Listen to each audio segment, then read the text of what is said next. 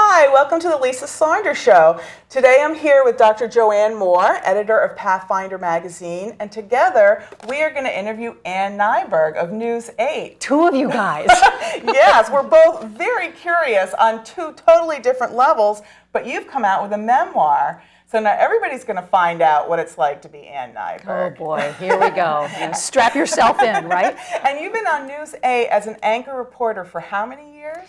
Almost 29. And that makes you the longest. Do the math. The longest serving anchor reporter in station history. I've been very blessed to get lots of contracts. People have allowed me to stay there. I've raised 3 daughters in the state of Connecticut. My husband is at Yale. He's working on a cancer vaccine. Keep your fingers crossed. I've been very blessed. And, you know, I say over and over again, Connecticut is an awesome state. People have got to stop being negative about the state of Connecticut. If you get in your car and drive around and look at the 4 corners of our tiny state, it's pretty beautiful. So I'm blessed. I've been there a long time, know lots of stuff. Well, what I think is funny is that when I met you at Bank Square Books, you were talking about your book, Slices of Life. I asked you, what's it like to be an anchor? Because you're standing. How long do you have to stand when you deliver the news? You're not sitting. I almost thought of having a stand just for fun, but I thought, no, I don't want to stand for half an hour. How long do you stand when you're delivering this news? Well, for years, since 1979, we have sat behind, a desk and delivered the news. Sets now across the country are fancier, let's use that word, and they're big, they're very big. And so to give it a new look, lots of anchors and reporters are standing. I've gotten more comments about, why don't they let you sit down? Well, we're moving around, we're over in this corner of the studio or this corner of the studio. So they feel like, well, we're more nimble, so we should be standing. But when you're standing in heels for an hour and a half, it's interesting. So the guys don't have heels on. I wore flats today. Well, I know. See, and that's another thing. In your book, I loved your tips on life. And I particularly like the one, always wear black tights, black skirt, and flats. Now, I can't wear flats because it hurts my feet. But in honor of you, I'm wearing a black skirt and black tights. And I thought, yeah, but you give this advice, but you're standing there in high heels. Yeah, I am. Silly me. But because the set is built for pretty tall people, unless you're pretty tall, they have to bring out these little boxes that you stand on so that you're as tall as the guy standing next to you. Okay, so you have to think about it's all smoke and mirrors, Lisa. But plus, you actually do have really nice legs. They look really nice in your high heels. The reason that I write about in Slices of Life about wearing a black skirt and or black tights or flats is because I sort of modeled that after Parisian women. They have really good shoes, they'll wear a skirt, maybe black tights, maybe not, and they do a scarf. A scarf is a necklace, so my message is you don't have to spend a lot of money on clothes. Nobody remembers that you had a black skirt on every day. And I bet if you did this as an exercise, people are just looking up here, they're looking at your face, they're looking at your top. They wouldn't even know you wore the same skirt all year long. Right. I mean, they just wouldn't. Somebody did this as an exercise. I think it was a television anchor who wore the same suit for a year. Nobody noticed. Right. Now, you didn't wear a scarf, and I always want to get into I did have a necklace too, on, but I didn't want it to make that noise. Yeah. Now, Dr. Joanne Moore, she read your memoir as well, and both of us, she's the editor of Pathfinder magazine. I'm one of the writers, and we love telling people stories, and we firmly believe that people should be telling their own stories, especially as they get older. Mm-hmm. How did you find that? And that's why I loved your memoir. When I was first widowed, I started talking to other widows. How old were you when that happened? 57. Very young. And I wanted to hear their stories so I could learn from them. People don't talk about that publicly. People sit in the back. I wonder why. It's still a taboo subject, I think. And so after I started hearing their stories, I wanted to share them. So we started the Pathfinder magazine. But still, your story was perfect. Really, you started in your childhood with the military background. And we live in a military community here. Mm-hmm. And I was just wondering what values your family developed from their military experience. that maybe the families here could recognize these learning opportunities that they have now to raise a daughter who made it in a man's world, frankly. Journalism was a man's world when you got into it. One day at a time, just one day at a time. Right. Well, my dad was a pilot in the Air Force in the mid-1950s. So I was born in 1957, so do the math. Yes, I'm 58 and proud to be that. Dad was a pilot, then he became a dentist. So he was in about 4 years or so. That's when everybody went into the military. I mean, you had to go into the military. This was post-World War II. So they moved around a lot, but just in that 4 years. So I was born in San Angelo, Texas, on Goodfellow Air Force Base. My sister was born in Abilene, Texas. Then they spent some time in Florida and some other places. I think military families learn to get their feet on the ground at the base, whatever it is, set up shop really fast because they know they're going to move, and they make the house or the barracks, whatever it is, a home immediately. I think a lot of us could learn from how fast military families make their four corners a home. It's really miraculous. And that's what Mom did. That's what so many women did across the country. And this was also an era where you rolled up your shirt sleeves, you got busy, you did the work, you didn't think of it. They weren't watching Kim Kardashian, on television. They were doing work, and that's what military families, I feel so strongly about military families in our world. We need to give them the respect. Look at our world right now with ISIS. Those men and women who are putting their lives on the line, utmost respect. So I'm the oldest of four, as you'll find out in the book, and we lived a very Midwestern lifestyle. I was born in Texas, as I said, raised in South Bend, Indiana, near the Golden Dome of Notre Dame. One car in the family then. Dad would take it to work to his dental practice that he was trying to build on his own, and Mom was at home with the four kids. That's when we still did ironing. Do you remember that? I do. I mean, I haven't done that in a long time. In front of the TV to that Dick Clark dance. You could dance and iron or at the soap same operas time. back in the day, soap operas. Yes. So my childhood was one of a lot of imagination because we didn't go places. We were there till I was about 12 years old or so. There was one car, and I also write about color TV. When color TV arrived, it was a celebration. Right, it was a big deal. Oh, it was a huge deal. I sound like I'm 150 years old. No, we remember. But I think, you get back to stories. It's all about stories. I don't think that we're taking enough time to have these types of conversations, to look into people's eyes and say, "Hi, how are you?" We're texting. This is my line. What up, smiley face? Hi, dude. What is that? I mean, I have seen people break up relationships over a text. What is that? We need to talk to each other. And history, we need to find out about each other's histories in our family because we can learn from everybody.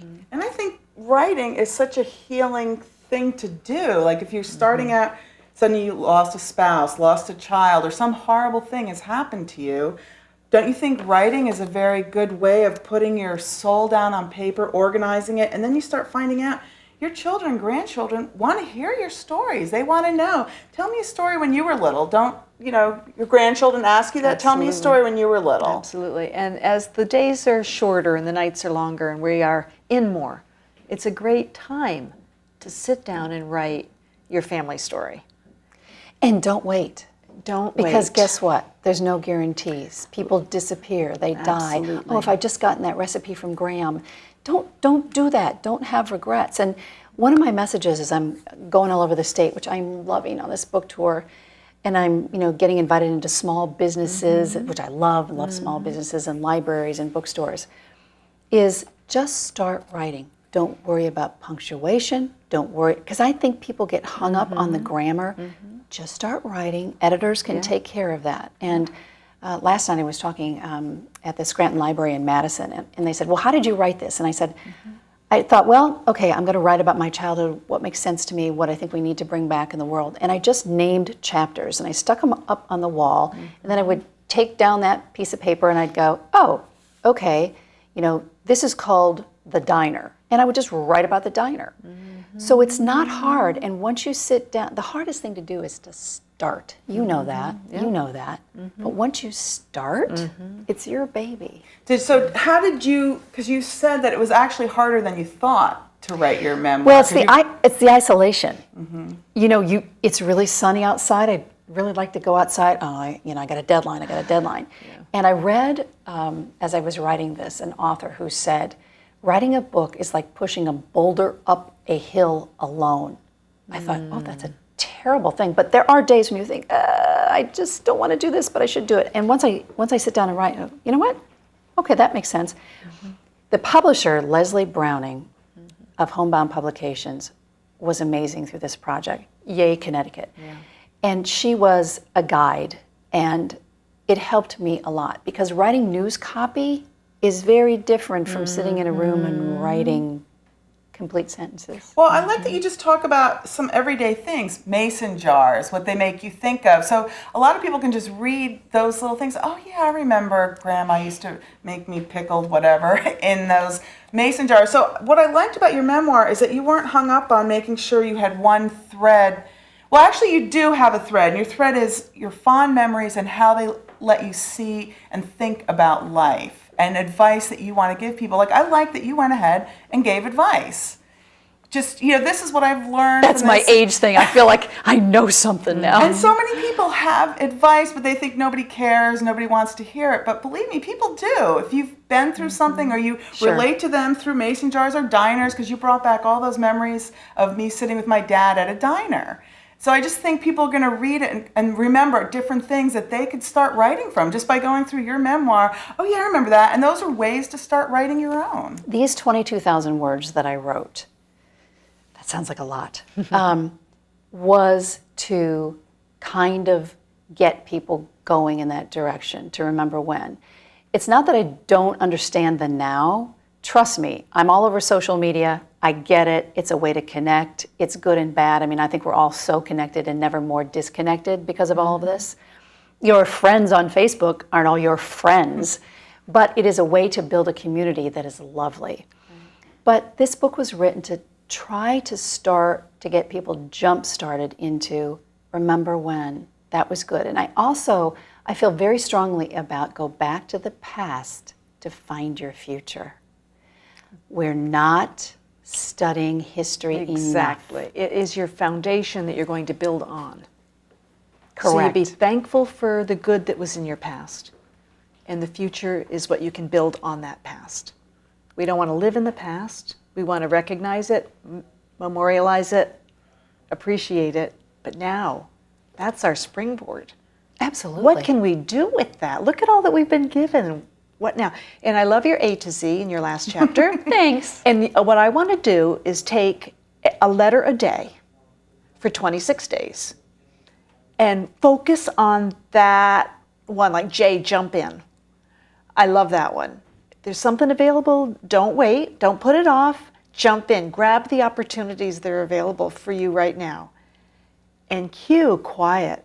That's the thing that people are scared of, but to take a day of quiet. Because that's when you can hear yourself think. You can hear whatever God or the universe is telling you.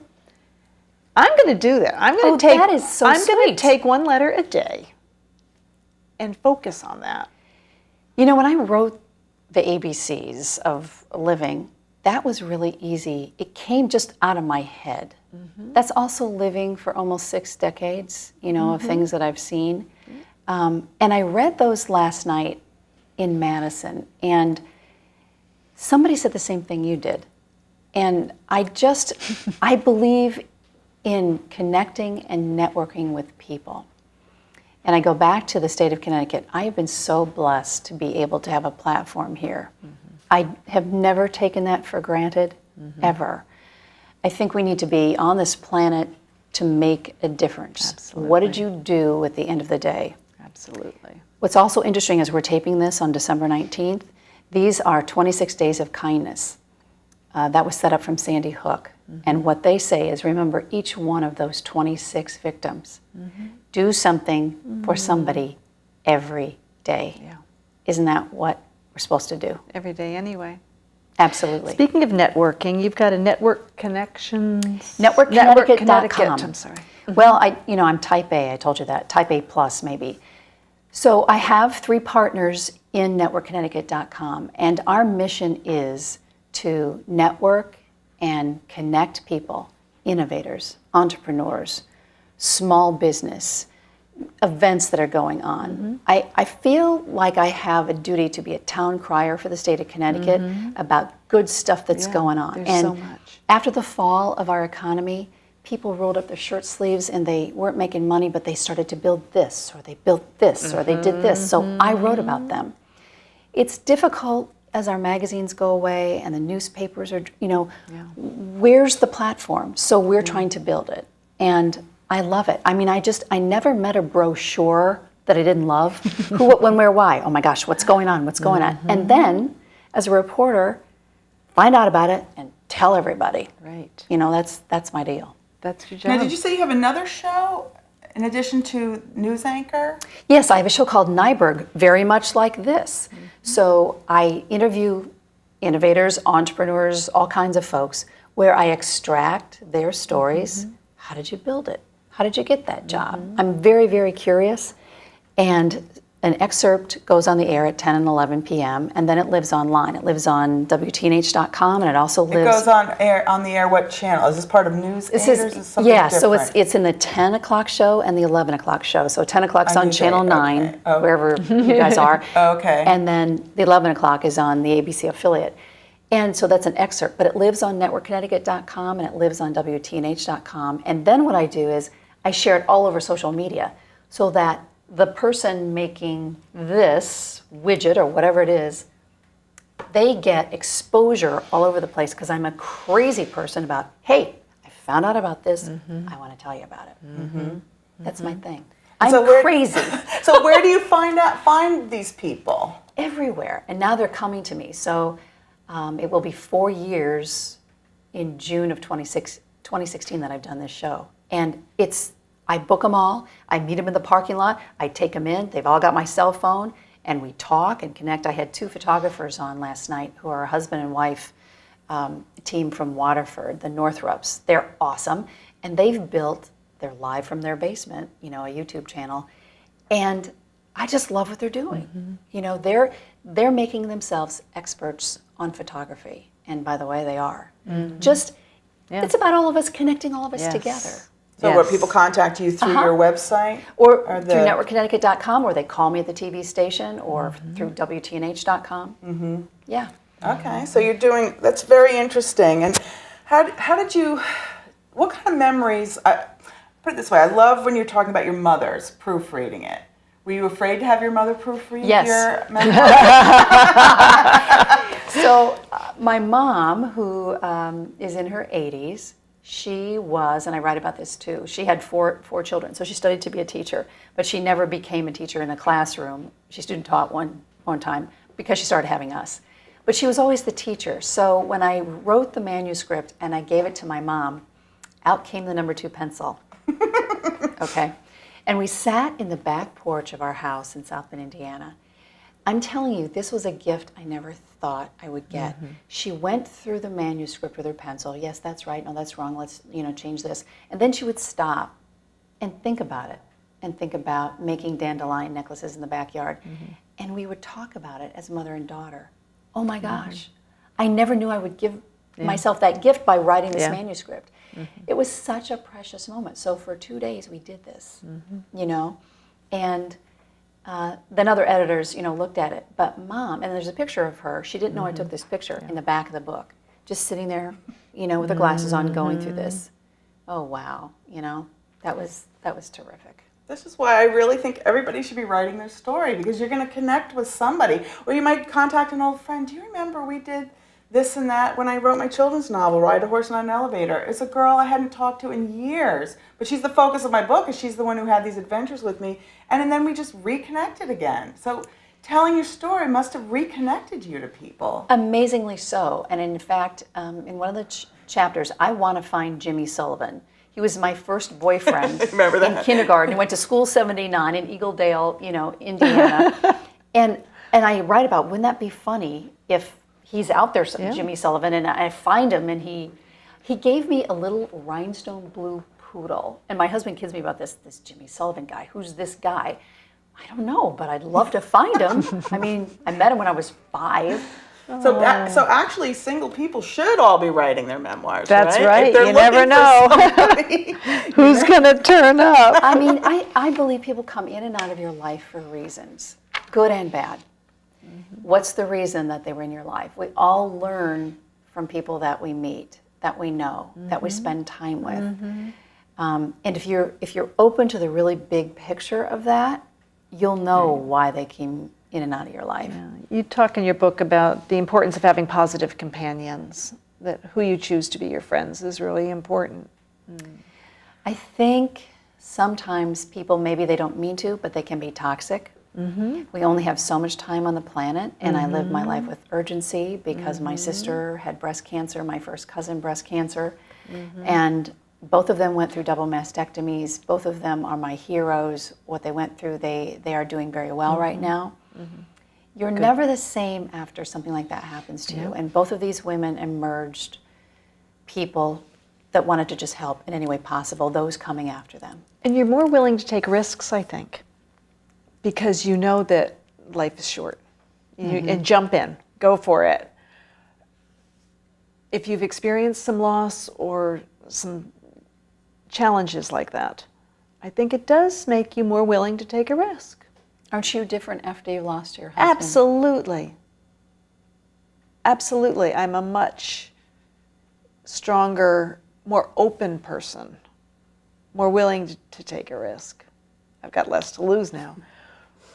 But to celebrate the first anniversary of his death, I went to Kathmandu and volunteered in an orphanage and found myself walking over a raging river on one of those little wooden bridges with the ropes, and some of the wood was gone.